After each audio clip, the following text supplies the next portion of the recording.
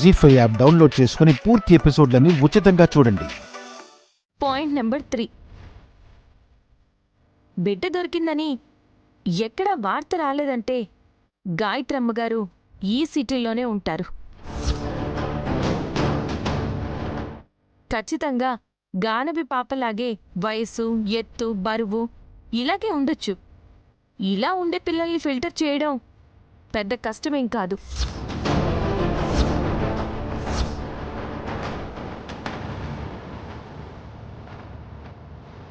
Point number 4, అనుమానం ఉన్న పసిపాపల్ని తీసుకొచ్చి తిలోత్తమత్తయ్య చేతిలో పెడితే చాలు, నా కూతురా కాదా అన్నది తేలిపోతుంది.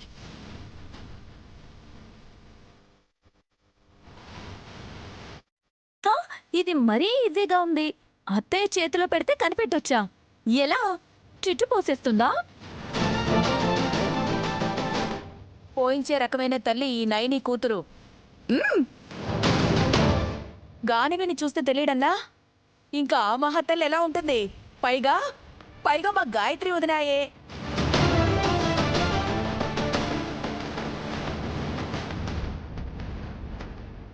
ఎలా ఉన్నాయి అత్తయ్య పాయింట్స్? నా అంచనా కరెక్టేనా? ముమ్మాటికి నిజమే అనిపిస్తున్నాయి నైని. సంటి పిల్లల్ని ఎత్తుకుని ఆ పని ఈ పని చేయడంతోనే సరిపోతుందనుకున్నాను, కానీ ఇంత బాగా ఆలోచిస్తావనుకోలేదు. తప్పదు కదత్తయ్య, అన్నిటికన్నా ముఖ్యమైన పని ఇదే కదా. ఈ ప్లాన్ ఏదో ముందే వేసుకోవచ్చు కదా. వెయ్యదు.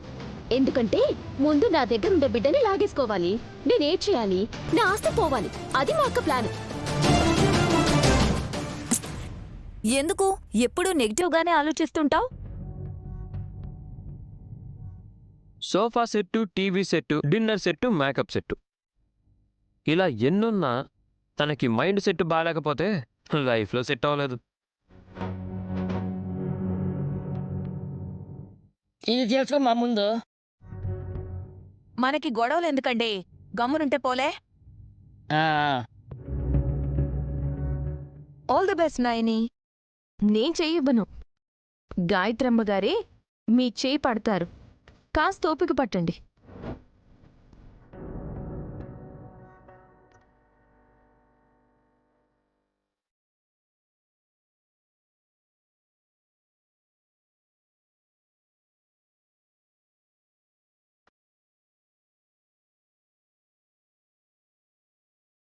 నైని, నీ సైన్ ఒకటి కావాలి.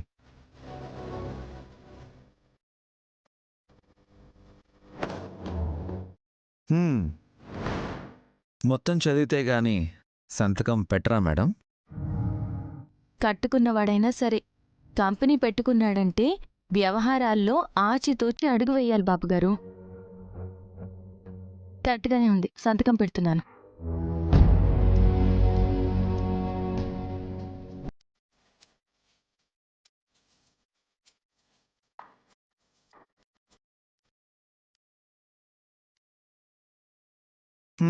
ఈరోజు ఉదయం నుంచి అందరినీ అనుమానించడం స్టార్ట్ చేసావంట, అమ్మ చెప్పింది. పోయి ఆవిడే చెప్పిందా? సరిపోయింది. నైని, మన బిడ్డని ఎత్తుకుపోయారని తెలుసు, కానీ ఎవరు ఎత్తుకుపోయారో, ఎక్కడ దాచారో తెలీదు. క్షేమంగా ఉంటుంది అన్న నమ్మకం అయితే మనకుంది. నువ్వేమో బాగా తెలిసిన వాళ్లే నా బిడ్డని నాకు దూరం చేశారని అంటున్నావంట. నీకు ఎవరి మీదైనా అనుమానం ఉందా? ఉంది బాబుగారు. ఎవరి మీద? మీ మీద.